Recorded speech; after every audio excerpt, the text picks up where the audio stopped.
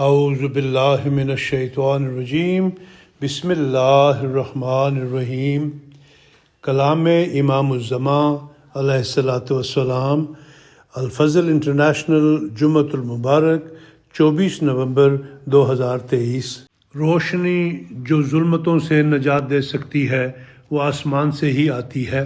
فرمایا، میرے نزدیک پاک ہونے کا یہ عمدہ طریق ہے اور ممکن نہیں کہ اس سے بہتر کوئی اور طریق مل سکے کہ انسان کسی قسم کا تکبر اور فخر نہ کرے، نہ علمی، نہ خاندانی، نہ مالی۔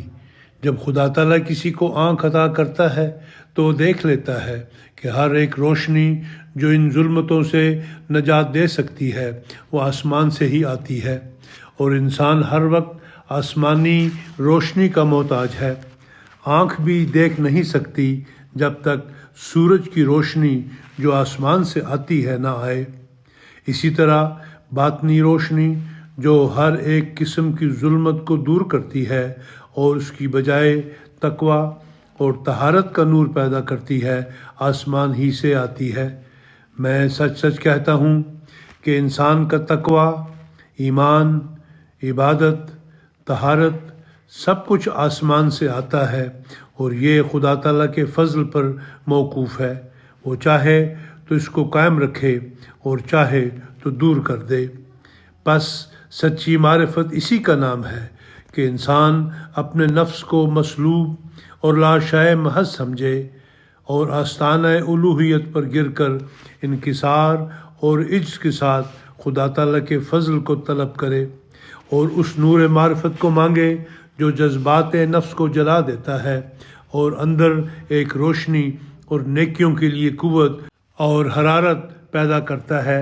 پھر اگر اس کے فضل سے اس کو حصہ مل جاوے اور کسی وقت کسی قسم کا بسط اور شرح صدر حاصل ہو جاوے تو اس پر تکبر اور ناز نہ کرے، بلکہ اس کی فروتنی اور انکسار میں اور بھی ترقی ہو، کیونکہ جس قدر وہ اپنے آپ کو لاشیء سمجھے گا اسی قدر کیفیات اور انوار خدا تعالیٰ سے اتریں گے جو اس کو روشنی اور قوت پہنچائیں گے۔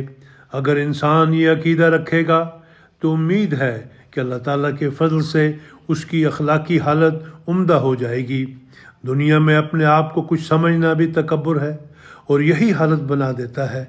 پھر انسان کی یہ حالت ہو جاتی ہے کہ دوسرے پر لعنت کرتا اور اسے حقیر سمجھتا ہے۔